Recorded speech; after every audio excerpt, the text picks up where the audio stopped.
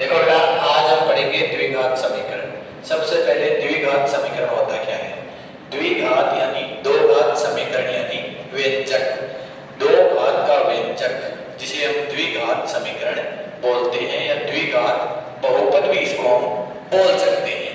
ठीक है बेटा, तो इसका एक हम उदाहरण लेते हैं, जैसे x² प्लस 2x प्लस 1 बराबर 0।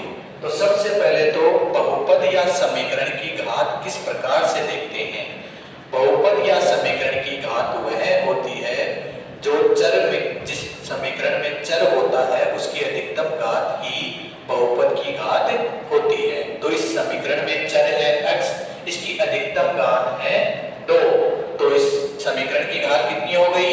2 हो गई। तो इसकी घात 2 हो गई, तो ये द्विघात समीकरण है। द्विघात समीकरण का व्यापक रूप क्या होता है बेटा? द्विघात समीकरण का व्यापक रूप ax² plus bx plus c। अब इस द्विघात समीकरण में 3 पद हो गए। पहला पद ax², दूसरा पद bx और तीसरा पद c। तो यहां से देखेंगे ये तो हो गया इसका घात पद, मतलब जिससे हम समीकरण की घात देखते हैं। और ये है x² का गुणांक, x² का गुणांक। और जो ये है b है वो है x का गुणांक।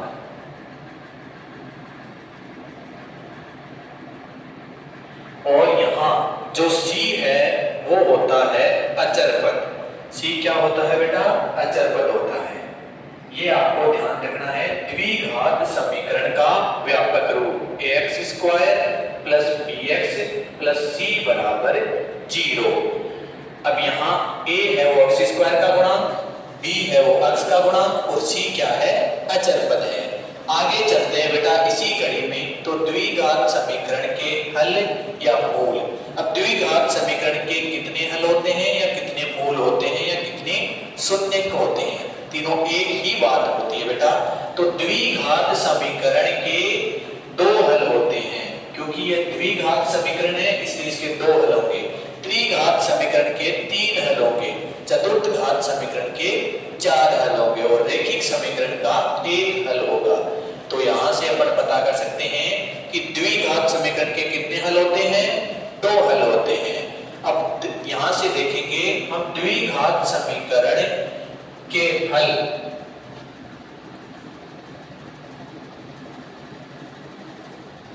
देखिए बेटा, द्विघात समीकरण के 2 हल होते हैं। समीकरण होता है ax² plus bx plus c बराबर 0। अब देखो बेटा, माना इसके 2 हल है अल्फा और बीटा। कौन कौन से हल हैं? अल्फा और बीटा। तो अब इसके गुणांकों और मूलों में संबंध या गुणांकों और शून्याङ्कों में 2 संबंध होते हैं बेटा। वो संबंध अपने को ध्यान में रखना है। क्या होते हैं? तो मूलों का योग अल्फा प्लस बीटा बराबर होता है -b/a और मूलों का जो गुणनफल होता है अल्फा बीटा बराबर क्या होता है? c/a। अब यहां से देखेंगे कि समीकरण के 2 मूल थे अल्फा और बीटा, उनका योग किसके बराबर होता है? b minus b/a। अब यहाँ b क्या है? b है x का गुणांक, अभी मैंने बताया था बेटा। और a क्या है? x² का गुणांक। तो माइनस x² का गुणांक बटा x का गुणांक बटा x² का गुणांक। ये चीज भी आप यहां लिख सकते हो बेटा। आगे देखेंगे हम कि मूलों का गुणनफल क्या होता है। मूलों का गुणनफल होता है c/a। अल्फा बीटा बराबर c/a। c मैंने अभी बताया था कि यहाँ क्या है? अचर पद है। तो अचर पद हो गया c और a अभी लिखा है क्या है? x² का गुणांक।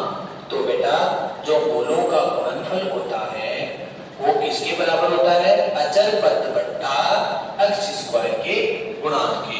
ये 2 संबंध अपने को मूलों तथा गुणांकों के मध्य याद रखने वाली चीज है। यह चीज अपने बहुत काम में आती है। अब अब एक प्रश्न किस प्रकार से आता है बेटा, प्रश्न ये पूछेगा कि निम्नलिखित समीकरण के दो मूल, निम्नलिखित समीकरण के दो मूल इस प्रकार से हैं, निम्नलिखित समीकरण के दो मूल इस प्रकार से हैं, तो अपन मूलों और गुणांकों के मध्य संबंध ज्ञात कीजिए। तो देखो बेटा, अगर आपसे कोई प्रश्न पूछ ले, जैसे आपको कोई समीकरण दे दे x² प्लस 2x प्लस 1 बराबर 0, अब ये पूछे कि इसके मूलों और गुणांकों के मध्य संबंध बताइए, जहां इसके मूल क्या है, 1 और -1 है। तो बेटा आपको ये बताना है कि अगर मूलों का गुणनफल या मूलों का योग